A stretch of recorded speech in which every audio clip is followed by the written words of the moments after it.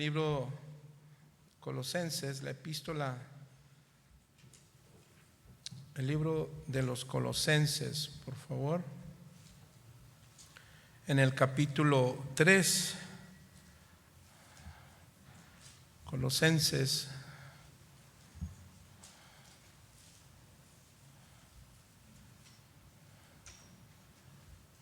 capítulo 3. Cuando lo tengas puedes decir amén.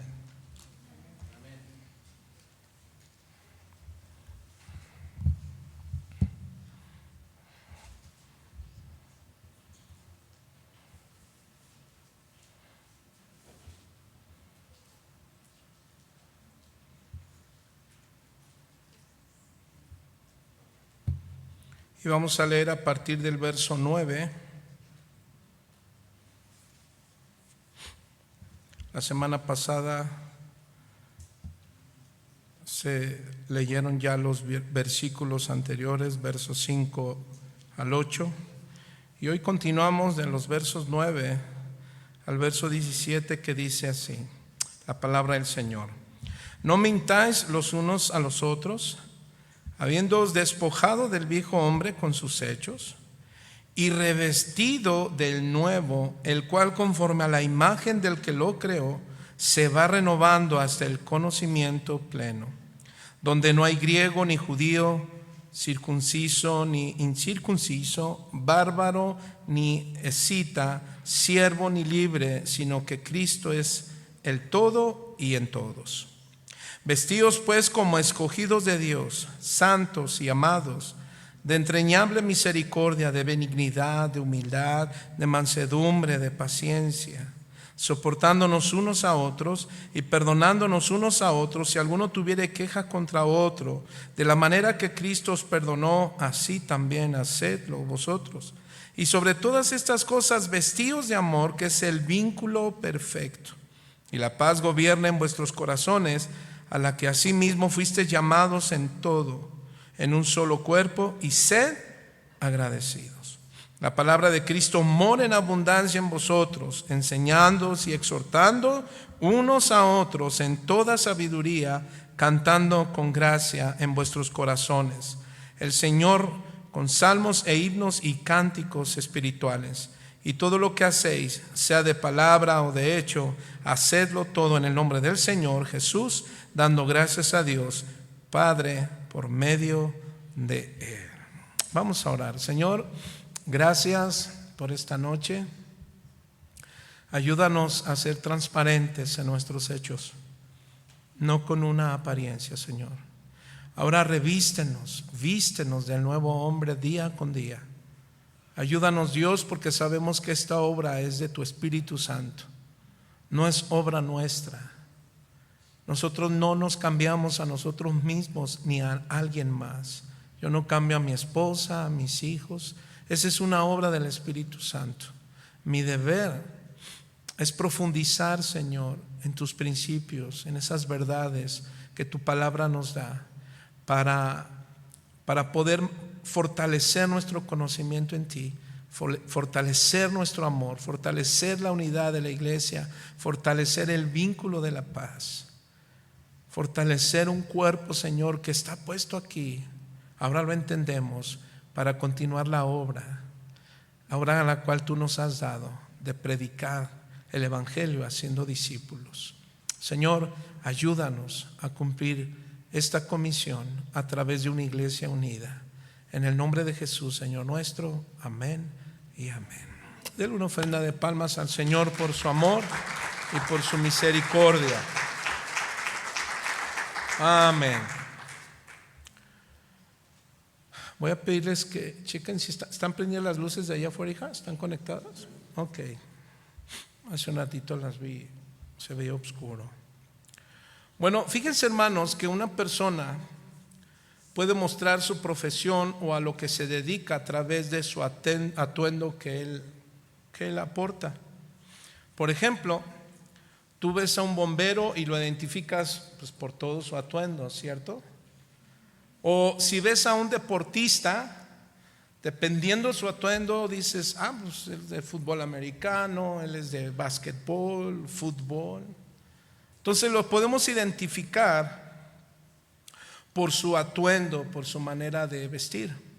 Incluso quienes practican una religión, como el hinduismo, como el islam, el budismo, el judaísmo, el sijismo, todos ellos utilizan vestimentas para ser identificados, ya sea por una profesión, algún deporte, alguna religión. Es decir, que conforme una persona está vestido, es lo que él se dedica o es su profesión o su religión. Pero esas personas obrarán y seguirán siendo vidas que ofenden a Dios.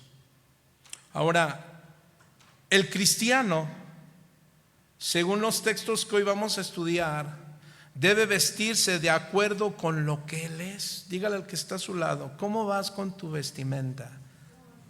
¿Cómo vas con tu vestidura? ¿Verdad?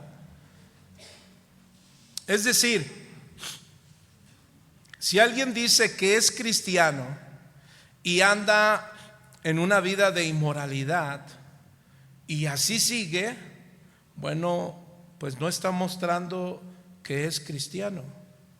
O una persona que aún no tiene la madurez, no ha alcanzado la espiritualidad. Cuando digo espiritualidad, tiene que ver con su crecimiento en Cristo para tener control y dominio propio. La gente, como familiares, como vecinos, bueno, lo identifican más como un gritón, enojón, buscapleitos, o alguien que simplemente no quiere vivir. Bueno, la idea central, mis hermanos, de la enseñanza que pedimos en el Señor y nos guíe, es que la vida de todo verdadero cristiano, hermano, debe de ser caracterizadas por el abandono de ciertas prácticas y actitudes contrarias a su nueva vida en Cristo. Y es lo que vamos a aprender. La semana pasada se habló de aquellas prácticas y obras de la carne que ya no deben de estar manifestadas en una nueva persona, en una nueva criatura revestida a la imagen de Dios. Entonces, mis hermanos, tú y yo debemos ser cristianos que constantemente nos revestimos del nuevo hombre en Cristo. ¿Cuántos dicen amén? Bueno, fíjense que hablando un poco del contexto en estos versículos, después de explicar el apóstol Pablo que los colosenses han sido librados de los poderes de las obras de la carne y el gobierno de Satanás, ahora Pablo expone que lo han sido para vivir una vida moralmente irreprochable. Diga conmigo: irreprochable. Dígale al que está a su lado: ¿sabes qué es ser irreprochable? Digo porque dicen irreprochable, pero ¿sabes qué es? Bueno, creo que sí. Según la Biblia, mis hermanos, es vivir moralmente irreprochable. Significa vivir de acuerdo con los principios y verdades de la Biblia establecidos por Dios en su palabra.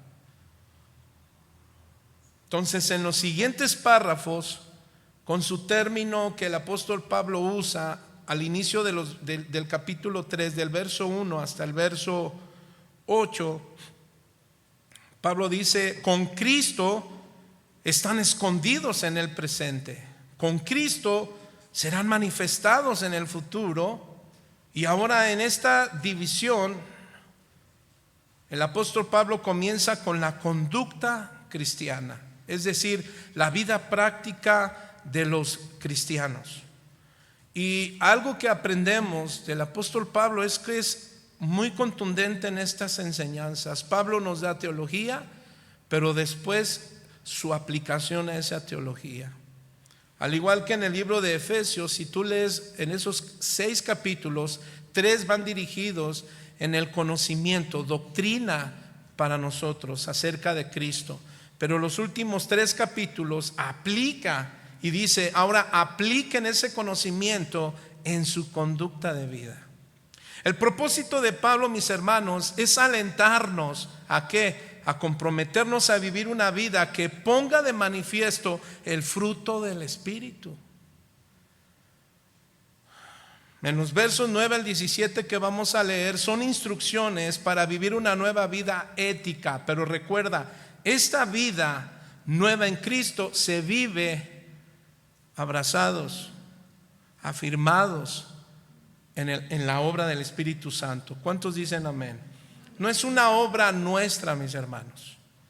Debe de ser la obra del Espíritu Santo, es decir, nosotros que creemos en la Trinidad, en el Padre, en el Hijo y en el Espíritu Santo, quien nos ha dado ese poder, ¿para qué? Para vivir una nueva vida ética. Entonces Pablo presenta detalles de las cosas que debemos evitar, ponga atención, y las cosas que debemos hacer como cristianos. Nuestro hermano Antonio, en la enseñanza anterior, Pablo nos dijo las cosas que debemos evitar. ¿Recuerdas cuáles fueron esas cosas que debemos evitar? Por ahí está mi Biblia, hijo. ¿Sí las recuerdas? Si tú lees versículos anteriores, exactamente dice: fornicación, impureza, pasiones desordenadas, malos deseos, avaricia, que es idolatría, cosas por las cuales la ira de Dios viene sobre los hijos de ¿quién? De desobediencia. Entonces, mis hermanos, Pablo ya presentó las cosas que debemos evitar. Ahora las cosas que debemos hacer como cristiano las vamos a observar. Vamos a ver dos objetivos desafiantes de nuestra enseñanza el día de hoy. Número uno, hermano, el primer desafío es comprometernos a abandonar toda práctica desagradable a Dios. ¿Cuántos dicen amén? Y número dos, comprometernos a ser capaces de poner en práctica lo que Dios le agrada a través de la unidad en el Espíritu. Así es que vámonos al primer punto, mis hermanos. Primer desafío. Dígale al que está a su lado: ¿te vas a comprometer?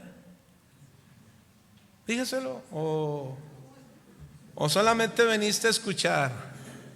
Bueno, venimos a escuchar, pero también venimos a hacer, a aplicar. Amén. El primer desafío es comprometernos a abandonar toda práctica que desagrade a Dios. Ya lo vimos, ya se habló de eso el tema anterior. Ahora Pablo le dice a los hermanos en la iglesia que es el segundo desafío. ¿Cuál, hermano? Comprometernos a ser capaces de poner en práctica lo que Dios le agrada a través de la unidad del Espíritu. ¿Con quiénes? Pues con hermanos. Amén. ¿Cuántos saben que tenemos hermanos en la fe alrededor de todo el mundo?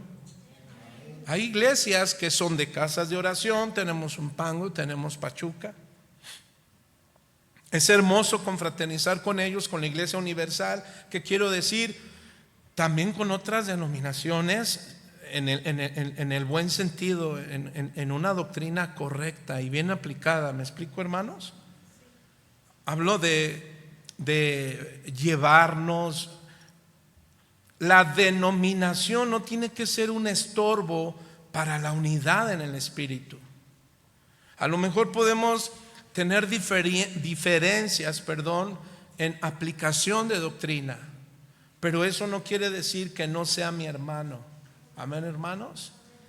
Pero tienes que tener diferencia con algunas que no son denominaciones cristianas. No vayas a decir: ay, es que es mi hermano testigo, mi hermano mormón, mi hermano pare de sufrir. No, mis hermanos, porque algunos de ellos, como los TGJ, son sectas. O sea, es importante tener un conocimiento de Dios para distinguir con quienes son parte del cuerpo de Cristo. Amén. Y quienes no. Porque algunos deducen: no, pues voy con los testigos, voy con los mormones, todos hablan de lo mismo. No, mis hermanos. Estoy hablando de iglesias cristianas, algunas denominadas como bautistas, presbiterianos, pentecostales, Pero bueno, también incluso pues hay algunos pentecostales que no comparten las doctrinas principales. Eso es lo que tú y yo debemos aprender, que la coinonía, la unidad, es con aquellos que compartimos doctrinas esenciales importantes, como la Trinidad, como la salvación es por medio de la fe en Jesucristo, etcétera. Amén, hermanos. Entonces, tú y yo debemos comprometernos a ser capaces de poner en práctica lo que Dios le agrada a través de la unidad del Espíritu con hermanos, cierto, Iglesia universal, pero escucha bien, pero mayormente con los de la familia de la fe. ¿Qué quiero decir? Con los de tu casa. Porque de nada sirve que seas un hermano, bien acomedido con otras iglesias, con otros hermanos, y otros pues por ahí arriba pueden poner en Facebook: oh, eres una hermosura, preciosura, y por acá dice el hermano: no, si la conocieran en casa. Bueno, en casa aquí, Eso nos puede pasar a todos. Yo puedo tener una apariencia aquí, mis hijas y mi esposa pueden decir en la casa: hoy si conocieran al pastor en la casa, un grosero, majadero, no nos respeta, no nos honra, nos grita. Pues sí, ¿no? Como que eso no entra de acuerdo a lo que profeso y digo arriba en este púlpito. Entonces, mis hermanos, Pablo va a ir contundentemente ahora con estas palabras en el verso 9, como hilando o sin perder de vista la vida antigua, porque recuerden que continuamos con esa primera naturaleza, la de pecado, hermanos. ¿Estamos conscientes? Pero que ahora en Cristo está derrotada, está vencida. Ahora dice Pablo: no mintáis los unos a los otros, habiendo despojado del viejo hombre en sus hechos. Esto significa, hermano, una persona no regenerada. Pablo dice: habiéndonos despojado del viejo hombre con sus hechos. Es decir, es evidente una persona no regenerada. ¿Por qué? Porque sigue viviendo en su naturaleza de pecado. El creyente, hermano, tiene que despojarse de su vieja vida de vivir, sus malas prácticas, sus hábitos. El arrepentimiento significa que él tiene una nueva forma de pensar en Cristo. Cuando él confesó sinceramente a Jesucristo como su Salvador, entonces el Espíritu Santo vino a él, le da una nueva forma de pensar, una forma de ver la vida. Él dice: no, ahora ya no vivo yo, mas Cristo vive en mí. Amén, hermanos. Entonces ese hombre tiene que despojarse de sus viejas prácticas y hábitos y andar en novedad de vida. Por eso dice el verso 10: revestíos del nuevo hombre. Es decir, el hombre nuevo, hermano, la persona regenerada, la que ha nacido de nuevo. Una persona que ha nacido de nuevo es una nueva criatura. El viejo hombre es como una vestimenta, decía un predicador, sucia, que es quitada, desechada. ¿Para qué? Para poner en su lugar una nueva vestimenta limpia y atractiva. Esa es la que nos debemos revestir tú y yo. El viejo hombre, hermano, no se puede renovar. Escúchalo bien. Diga conmigo: el viejo hombre no se renueva. Es decir, Pablo nos dice que tenemos que morir. ¿A qué? A toda esa conducta equívoca y errónea. Lo que significa, hermano, que querer regenerar a alguien cuando no ha nacido de nuevo es imposible. Ya tocábamos ese punto en una ocasión. Tú no puedes decirle a una persona, solo porque a lo mejor diga: bueno, está bien, voy a confesar, Cristo es mi Señor. Pero ¿qué crees? Si realmente no lo ha hecho, por más que tú le digas, lo animes, lo exhortes, ¿qué crees? No va a cambiar. ¿Por qué? Porque tú no vas a hacer la obra. Tú no haces la obra. La obra la hace el Espíritu Santo. Amén. Es decir, esa persona tiene que desear en su corazón hacerlo. Entonces, esa persona, cuando lo decide hacer, es nacido de nuevo. entonces una vez es posible que esa persona sea convertida. Pero una persona que no ha sido regenerada difícilmente va a cambiar.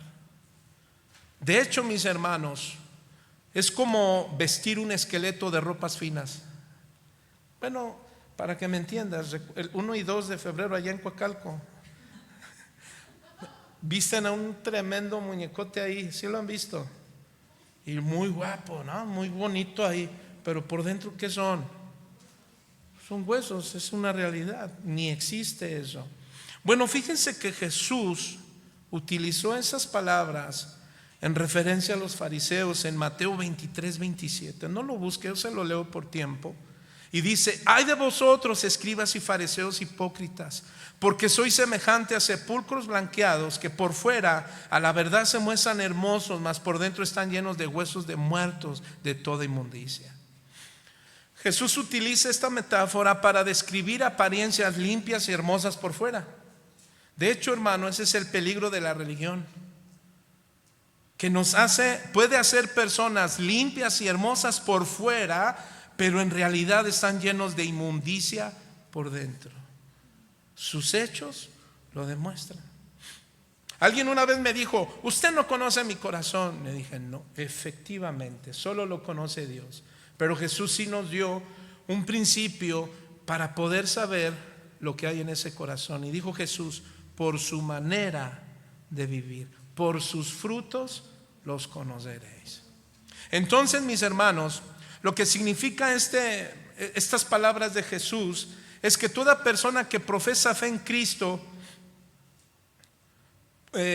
no deben de aparentar justicia o ser devotos, porque sería que su realidad es que están llenos de hipocresía y de maldad por dentro.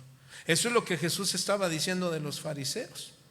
Entonces, mis hermanos, toda persona que profesa fe en Cristo es obligatoriamente necesario la evidencia de un nuevo nacimiento. ¿Cuántos dicen amén? Por eso es que Pablo dice, verso 10, mis hermanos: revestíos del nuevo, el cual conforme a la imagen del nuevo hombre, el cual conforme a la imagen del que lo creó. Ahora, aquí vamos a hacer una pregunta: ¿quién nos creó, hermano? ¿Quién te creó? Entonces, ¿a la imagen de quién nos creó? De Dios. Ahora, ¿qué significa esto? Bueno, no es en el sentido físico, sino moral. Es decir, el nuevo hombre es la nueva naturaleza, la nueva capacidad. Es alguien que tiene discernimiento. ¿Para qué? Pues para llevar una vida que agrade a Dios. Tú ya empiezas a tener discernimiento ¿de qué? De la vida que le agrada a Dios y de la vida que no le agrada. Entonces, el nuevo hombre en este verso 10 dice que se va renovando o está siendo renovado. Esta es la palabra griega anakaino, que significa llegar, a ser establecido como si fuera nuevo o mejorado. Habla de una calidad de vida, hermano, no antes vivida. Entonces, esa persona que se va renovando es aquella persona que ha nacido de nuevo. Diga conmigo: día con día. Día con día Él está creciendo, Él está madurando con la ayuda del Espíritu Santo. Porque el Espíritu Santo, mis hermanos, es el que opera en cada uno de los creyentes por medio de esa nueva naturaleza para renovarlo. ¿Para qué? Pues para una meta, hermano, y perspectiva. ¿Cuál? Dice el verso 10: con miras al conocimiento pleno. ¿De quién, hermano? De Jesucristo, el Hijo de Dios. Verso 10: vestidos del nuevo hombre, el cual conforme a la imagen del que lo creó se va renovando hasta el conocimiento pleno. La meta de Dios, mis hermanos, es hacernos según a la imagen de Cristo. Apunte Romanos 8:29, Efesios 4:13 y Primera de Juan 3:13. La palabra conocimiento implica, mis hermanos, una vida empoderada por el Espíritu Santo. Una vida que tiene conocimiento de ¿qué? De la voluntad de Dios en su vida. Tú y yo debemos ser creyentes con un corazón dispuesto a ser sabio, mis hermanos. Dígale que estás a su lado: mi hermano, ¿quieres ser sabio?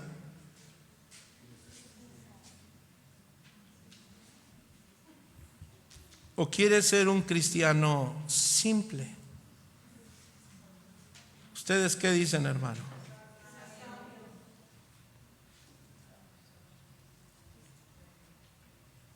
Fíjate, una persona sabia, una persona con conocimiento, que ese es el propósito de Cristo, de Dios, perdón, que lleguemos a un conocimiento, es decir, ser cristianos con sabiduría, es decir, aquellos que adquieren la habilidad para llevar una vida recta. La sabiduría tiene que ver con discernimiento, con habilidad, mis hermanos, ¿de qué? De distinguir entre varios asuntos que se te van a presentar en tu vida, hablando moralmente o hablando de tu carácter. Cuando digo moralmente, son tentaciones. Revistas, redes sociales fuera de contexto, o asuntos de carácter. ¿Cuál? Enojo, ira, gritonería, maldicencias, malas palabras, falta de perdón, falta de servicio. Entonces, mis hermanos, el que posee sabiduría, entonces es una persona que posee normas morales altas. No estoy hablando de moralismo, hablo de una vida de moralidad, porque ¿cuántos saben que Dios tiene su carácter, tiene que ver con lo moral? ¿Cuántos saben que Dios es justo? ¿Cuántos saben que Dios es santo? ¿Cuántos saben que Dios es verdadero? Tiene que ver con esa vida. Y el Señor Jesús dijo: sé santo porque yo soy santo. Entonces, mis hermanos, una persona sabia, por lo tanto, obrará con justicia, con juicio y equidad. Una persona inmoral o injusta no puede ser sabia ante los ojos de Dios, porque una persona sigue siendo inmoral o injusta, o no ha nacido de nuevo o ha estancado su vida. Por eso es que la meta de Dios es hacernos según a la imagen de Cristo. Dice Pablo en el verso 11, bueno, antes del ser el verso 11, te deseas un momento, ¿cuántos quieren ser sabios? ¿Cuántos quieren ser simples? Si tú vas a Proverbios capítulo 1, ahí se habla de la vida de un creyente simple. Hay creyentes sabios, creyentes simples. El sabio ya te lo indiqué. ¿Qué es una persona simple? Proverbios 1:4, solo apúntalo por tiempo, pero ahí refiere a los inexpertos o ingenuos. Una persona inexperta, ingenua. ¿Qué va a pasarle a una persona inexperta o ingenua? No va a crecer. Es aquel que tiene el deseo de cambiar, pero no trabaja para cambiar. Amén. Es como alguien que dice: ¿quieres alcanzar metas? Sí, pero solo tienes deseos, pero no trabajas. Entonces, ¿cómo vas a alcanzarlo? Amén, hermanos. Dios ya nos dio su Espíritu Santo. Amén. Ahora hay que trabajar. Entonces, una persona simple es inexperta, ingenua. Ahora, no quiero decir con esto, hermano, que no tengan entendimiento o que carece de entendimiento. No, mis hermanos, no son personas incluso que desprecian la sabiduría. No, tampoco. Más bien son personas cuyo contacto con la vida y la sabiduría han sido muy limitadas. ¿Te has preguntado a veces por qué no puedo con esto? ¿Por qué no puedo con esto otro? Porque te limitas. Y a veces lo curioso es que en lo natural, en lo terrenal, somos bien. Oh, yo sí puedo. Y claro que puedo. Pero en los asuntos espirituales somos muy simples. Y yo no corro el riesgo. Yo también puedo caer en ese riesgo. Por eso le pido al Señor, cada vez que Él me habla y cada vez que sé que tengo que hacerlo, me levanto, oro y le digo: Señor, dame sabiduría. No permitas que sea un pastor simple. Entonces, mis hermanos, la simpleza nos limita. ¿Por qué? Pues por falta de, por su inexperiencia. ¿Cuál es la inexperiencia? Que hoy tomas la Biblia y mañana no. Pasado mañana y después no. Un día sí, un no. Entonces esto te hace inexperto. Ahora no se trata solo de leer la Biblia, se trata de meditar en la palabra de Dios. Estás leyendo, apunta aquello que ves en la Biblia. Esas revelaciones que Dios te va a dar a ti. Ahora, el problema de un simple es que fácilmente son engañados e influenciados, o ya sea por falsas doctrinas, o ya sea por obras de la carne. Ahora, el apóstol Pablo, mira lo que hace en el verso 11. Él va a decir que la gloria de Dios, el poder de Dios, no fue limitado solo para los judíos, sino también para los griegos. ¿Cuántos saben que la salvación es para todos? Su amor es para todos. El conocimiento es para todos. Y dice Pablo, verso 11, donde no hay griego ni judío, circuncisión ni incircuncisión, bárbaro ni escita, siervo ni libre, sino que Cristo es el todo y en todos. En otras palabras, mis hermanos, cuando un pecador, sea judío, griego, incircunciso, bárbaro, escita, siervo o libre, si cree en Cristo, como su Salvador, hermano, ¿qué cree? Es un hecho que es una nueva criatura. Por lo tanto, el Espíritu Santo va a empezar a obrar en su vida. ¿Cuántos dicen amén? Así lo dice Pablo en 2 Corintios 5:17. Ahora, el nuevo hombre, dice Pablo, vive en un nuevo ambiente donde todas las distinciones raciales, nacionales, culturales y sociales se han desaparecido. ¿Cuántos dicen amén? Por eso dice Pablo, verso 11, griego. Pues aquí está como que englobando a todo lo que no es judío, y luego se refiere a judío refiriéndose a la simiente física de Abraham a través de Isaac y Jacob. Griego y judío son diferencias raciales que existen fuera de Cristo. Luego utiliza la palabra incircuncisión y se refiere a los gentiles, donde hay diferencias religiosas que también desaparecen mediante la identificación con Cristo. Ahora, esto es importante. ¿Por qué? Fíjate, hermano, que cuando yo he enseñado o he dicho de algunas denominaciones, aunque se dicen pentecostales, pero no creen en la Trinidad, tampoco voy a minimizar o a desacreditar que Dios puede darles ¿qué? La luz para que vengan al Evangelio. ¿Cuántos dicen amén? Así es que no debemos nosotros no somos quien juzgamos y decimos, no, católico, mormón, como hace un momento decía, los descalifico y están condenados.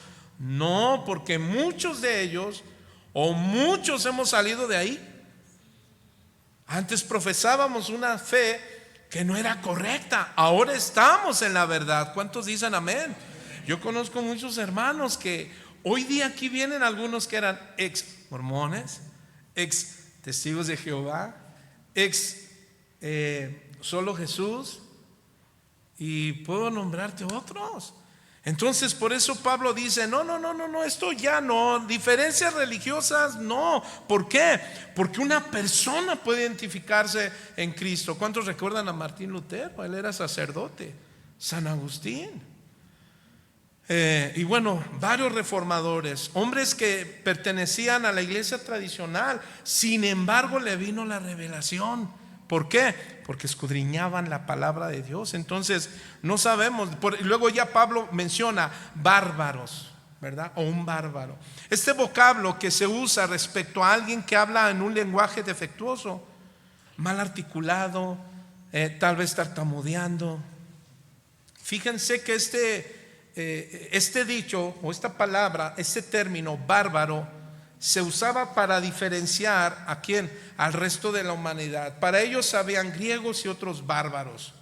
Es decir, no, esos que no tienen ni cultura. Míralo, ¿qué vas a ver? Y bueno, pues dice Pablo, no, ni los bárbaros están exentos. Ya no. Es decir, no se trata de elocuencia lo que nos hace venir a Cristo. Lo que nos hace venir a Cristo es que Él nos escogió antes de la creación. ¿Cuántos dicen amén? Él ya tenía un destino para nosotros. Es decir, Él ya sabía qué bárbaro, qué judío, qué griego, qué escita, ¿verdad? Que aquí esto se refiere al pueblo que había al norte del Mar Negro, hermano, al norte del Mar Negro, perdón, alrededor del Caspio, bueno, donde los escitas eran tribus nómadas, hermano, donde se les consideraba culturalmente inferiores. Pero los escitas, fíjense que eran personas salvajes, sin educación. ¿Saben qué hacían? Dice que sacrificaban a niños, ¿no? A personas. Y bueno, vi un lado donde decía que incluso se comían el corazón o se comían los sesos. Imagínense. Y yo no sé cuántos han visto una película en YouTube donde habla de unos misioneros estadounidenses que fueron a la selva, a las Amazonas. Y estos hombres salvajes, estos predicadores solo fueron a darles el evangelio. ¿Y saben qué recibieron en recompensa? Los mataron. La esposa se quedó con sus hijos y creyeron que había terminado, pero no. ¿Recuerdan al autor a los Hebreos decir que la sangre de Abel permaneció? ¿En qué sentido? Iba a cumplir un propósito. Es decir, que los mártires en Cristo, los que predican el evangelio, no se quedan sin recompensa, porque la recompensa es que el evangelio va a ir más allá de lo que uno puede pensar. Así es que dígale al que está a su lado, no pienses que lo que predicas y lo que siembras en este corazón ahí quedó. No, tal vez te tocó a ti sembrar, pero alguien va a regar y el crecimiento lo dará Dios. ¿Sabes por qué? Porque esta tribu del Amazonas, ¿qué crees?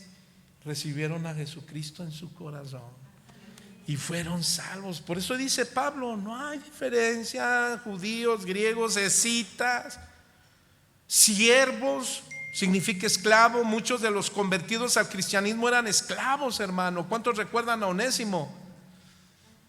Este sermón lo vamos a tener que llevar en dos, porque no quiero terminar hoy. Son como 29,932 hojas. Nada, es cierto. Libres.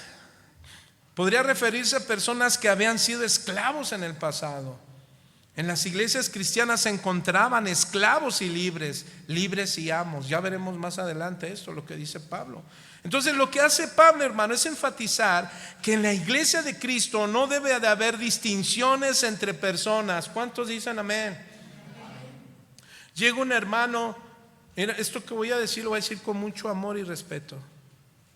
Si trae un brazo o no lo trae, nunca lo veas como, uy, o si le falta una orejita, o si le falta un ojo, o si le falta un dedo, incluso si tuviera SIDA. ¿Cuántos saben que el SIDA no se pasa? Hay algunos que ay, no, es que tiene SIDA. Si no se pasa por tocarlo. ¿Sí lo sabías? No debemos de menospreciar a nadie que entre a esta congregación, tenga dinero o no tenga dinero, huela rico o huela no rico. A lo mejor puede estar a ese 5 por 2, 10. Pero te imaginas que el Señor te diga, abrázalo, abrázalo. y que tú digas, no hombre. Lo que hace Pablo entonces es enfatizar que la iglesia de Cristo no debe de haber, ¿qué? Distinciones entre personas, diferencia de orígenes étnicos, culturales, sociales, físicos. En lugar de eso, dice Pablo, todos los creyentes deben de aprender que son iguales delante de Dios. ¿Cuántos decimos amén? Aquí en esta congregación nadie es rico, nadie es pobre. A ver otra vez, en esta congregación nadie es rico, nadie es pobre. Si eres rico, que sea en obras. Si eres pobre, que sea en humildad. Si eres rico, comparte, no te lo quedes tú. Si eres pobre, no dejes de ser humilde, no dejes de ser sencillo. Por ejemplo, Santiago nos dice lo siguiente en el capítulo 2 del verso 8 en adelante, dice: si en verdad cumplís la ley real. ¿Cuál? La de ama a tu prójimo. Esa es la ley real. Ama a tu prójimo, tenga, no tenga. Amén, hermanos. Nunca debes de ver a nadie de arriba para abajo. Nunca debes de ver a alguien de que si me da lo quiero, si no ya no me quiero. Si te da, gloria a Dios. Si no te da, ¿qué? Un saludo, una llamada. Dice: si en verdad cumplís conforme a la escritura, mira lo que dice: amarás a tu prójimo como a ti mismo. Bien hacéis, pero si hacéis acepción de personas, cometéis pecado y quedáis convictos por la ley como transgresores. Fíjate, hermano, porque cualquiera que guarda toda la ley, pero ¿qué dice? Ofendiere en un punto, se hace culpable de todos. Porque él dijo: no cometerás adulterio. También ha dicho: no matarás. Ahora bien, si no comete adulterio, pero matas, ya te has hecho transgresor de la ley. ¿Y sabe cómo podemos matar a un prójimo? Hablando de él, criticando a una persona, juzgando a una persona. Ay, sí, pastor. Sí, hermano. Cuando nosotros decimos el sí, el no, el no, el sí. No, mis hermanos. ¿Por qué? Porque dice el verso 12: así hablan y haced, como lo que habéis de ser juzgados por la ley de la libertad. Verso 13: porque juicios y misericordias hará con aquel que no hiciere misericordia, y la misericordia triunfará sobre el juicio. ¿Cómo alguien puede decir, mira, si alguien dice, ese hermano está hablando de ese hermano, pero tú vas y le dices a otro hermano que ese hermano está hablando de otro hermano, hace lo mismo? Entonces sigamos. Entonces, en la iglesia de Cristo no debe de haber distinción de personas. ¿Cuántos saben que somos iguales? Colosenses 3:11 enseña que en la iglesia entonces debe de haber unidad en la diversidad. ¿De qué? De posiciones, sea económica o no. Diversidad de edades. Fíjate que nosotros no prohibimos que se junten jóvenes con jóvenes más grandes. No es que se prohíba, solo que cuidamos. Recuerden que nosotros los pastores no estamos aquí solo para predicar, sino para supervisar, y decimos edad con edad. Hay jóvenes que ya están más abiertos, que tienen otras ideas, entonces hay que supervisar. Hay algo que les sigo diciendo a mis criaturas: hijas, tengan amigas en torno a su edad y cuidado lo que escuchan. No a de 30, no 40, 25, 28. Bueno, si esos de 28, 25 son de buena influencia en la iglesia, ¿qué crees? Gloria a Dios, ¿cierto? Por eso debe de haber discernimiento, sabios. Hay que ayudarnos a nuestros jóvenes. Entonces, en la unidad de la iglesia, hermano, no debe de haber diversidad. Es decir, alguien que tiene dinero o sin dinero, sea bromista o enojón, sabe o no sabe, cada uno de nosotros somos diferentes, ¿sí o no, hermano? No intentemos cambiarnos. Yo no intento cambiar. Nosotros no cambiamos. Lo único que sí es que cuando estamos supervisando la obra y notamos más obras de la carne en una persona, no creas que venimos para cambiarte, no, venimos para instruirte. Y el que hace la obra es el Espíritu Santo. ¿Cuántos dicen amén? Pues a mí no me parece. Bueno, esos son para aquellos, yo superviso los que dicen, el que esté enfrente es mi pastor. Pero alguien que dice, pues yo nada más vengo a la iglesia, pero yo no necesito que me supervise. No te preocupes, tú puedes venir cuando tú quieras. Y no te preocupes, pues yo no te superviso, pero tú vas a darle cuentas a Dios. ¿Amén, hermano? Entonces, decía un predicador que los que están dentro de la iglesia muchas veces pueden estar dentro de la iglesia, pero fuera de sus muros. ¿Por qué? Pues porque solamente son asistentes. ¿Tú qué eres?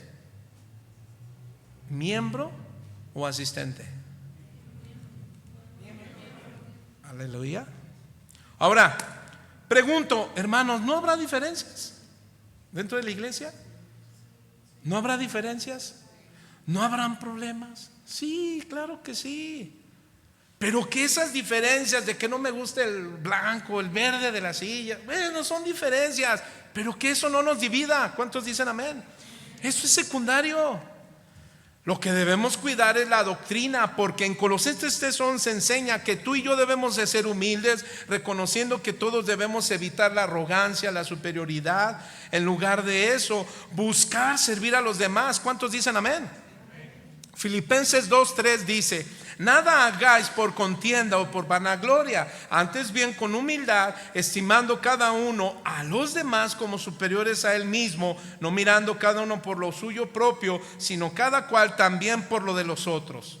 Verso 5: haya pues en vosotros este sentir que hubo también en Cristo. Entonces puedes ver cómo Colosenses 3:11 enseña la necesidad incluso de la reconciliación.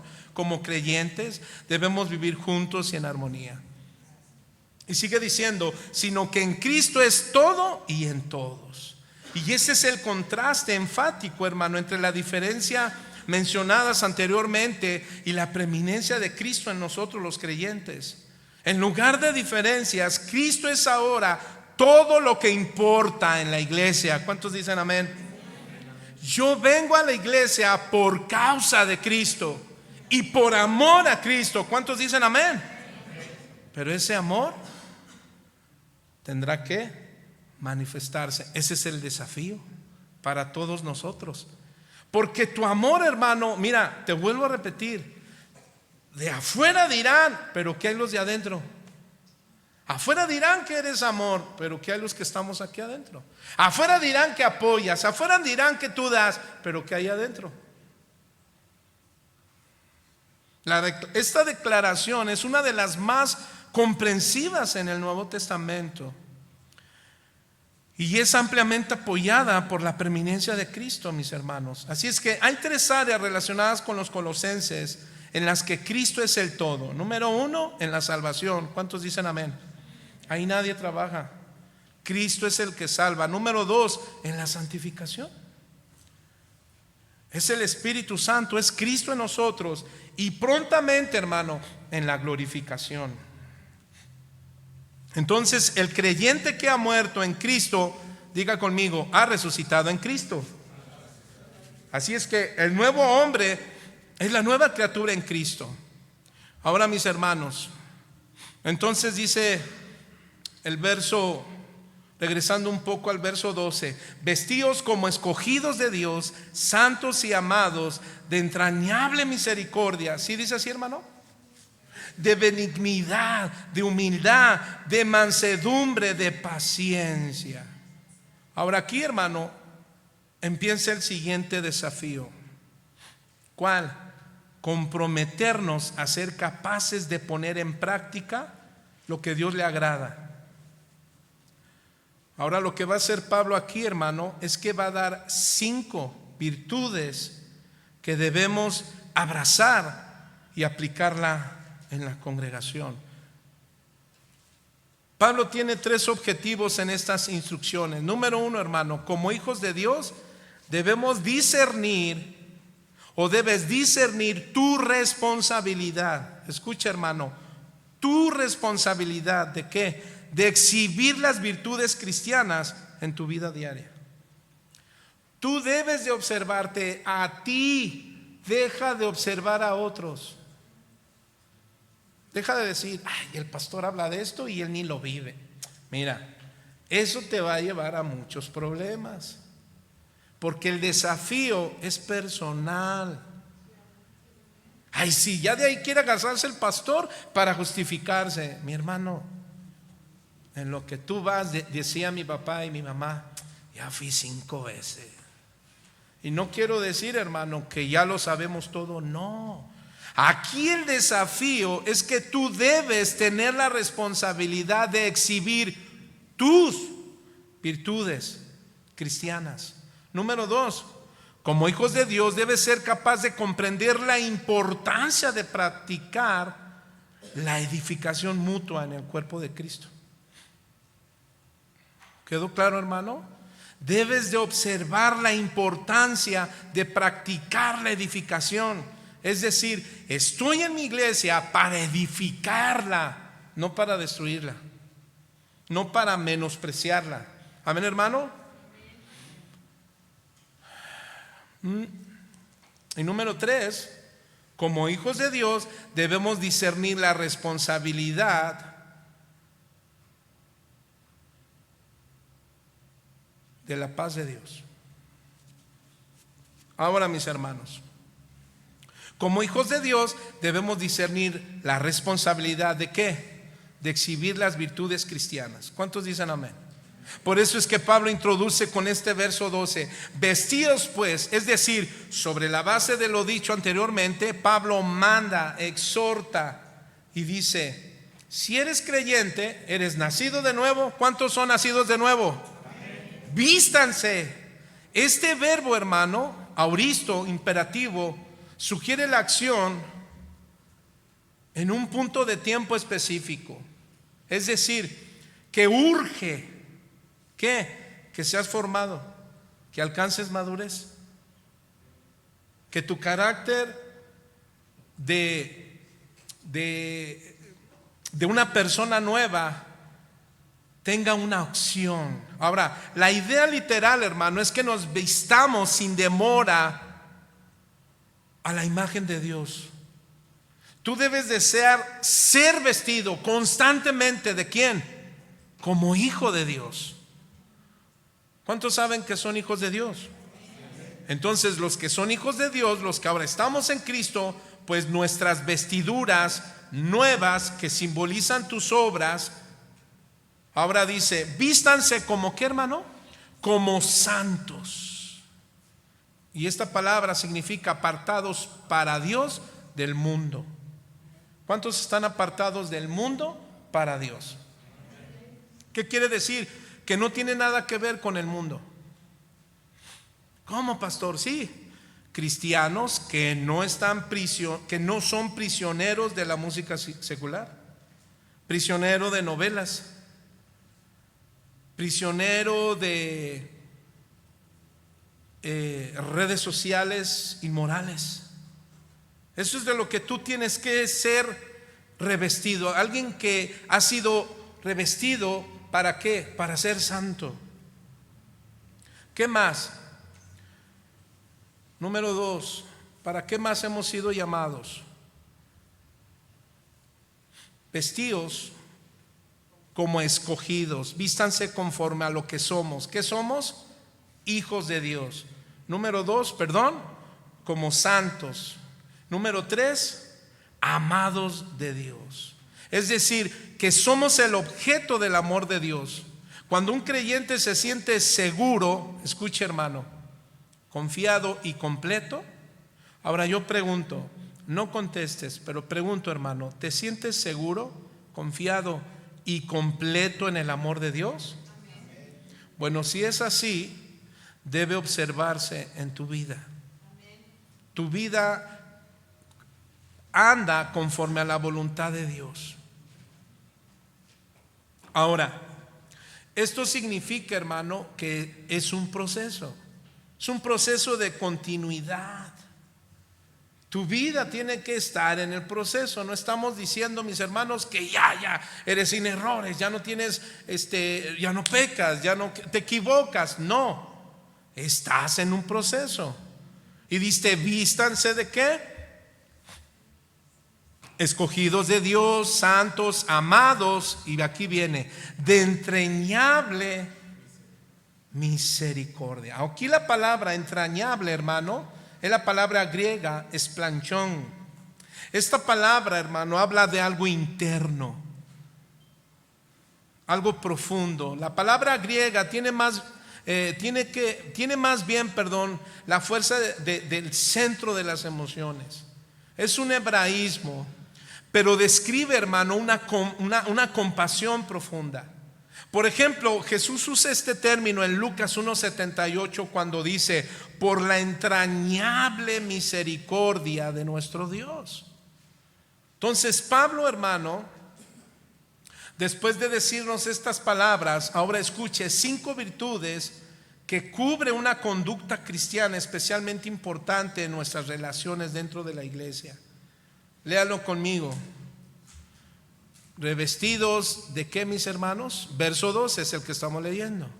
Como escogidos de Dios, santos, amados, de entrañable. Aquí están las 5 virtudes: misericordia, benignidad, humildad, mansedumbre y paciencia. ¿De qué debes de vestirte? Número 1, de misericordia. Profundamente, dice, de entrañable, desde lo más dentro del corazón. ¿Qué es lo más importante del interior, hermano? Es decir, de los intestinos. ¿Qué es lo más importante? ¿Hay algo que no es importante dentro de nosotros? ¿Los riñones no son importantes? ¿El corazón? Todo es importante, ¿cierto? Bueno, dice, desde lo más profundo, vístanse de ¿qué? Misericordia. Y es la palabra oikitirmos. Ay, qué palabras, ¿eh? Oikitirmos, que significa compasión, pero habla de una compasión profunda, hermano. Es decir, que nuestro trabajo, mis hermanos, como creyente, es ser cristianos compasivos. Ese es el desafío. Romanos 12:1, apúntenlo, y 2 Corintios 1:3. Esta palabra que Pablo menciona, esta virtud, habla de una persona que no busca aventajar o aventajarse de los demás, sino que es sensible a las necesidades de los que habitan alrededor suya. Es decir, que ninguno de nosotros está buscando ser ventajoso. ¿En qué? Ay, a este grupo me lo jalo. Ay, me voy a jalar a este hermano. Ay, voy a quedar bien con él. Eso. No. Alguien que es compasivo va a buscar la misericordia. ¿Cómo? Con todos. No con unos cuantos. No con los que te caen bien. No con los que le quieres mostrar una apariencia de ¿qué? De misericordia. No se trata de apariencia, hermano. Se trata de efectividad. Amén. Así es que yo quiero dejarte con este punto en mente, esta virtud. Así como estás, inclina tu rostro, así como estás, y dile: Señor, yo sé que ahorita me hablaste en estas introducciones, en estos versos. Tú me has hablado, Señor, para desafiarme, Señor, para no practicar más una vida antigua. Esa ya quedó en el pasado. Ahora yo tengo que practicar una vida nueva en Cristo.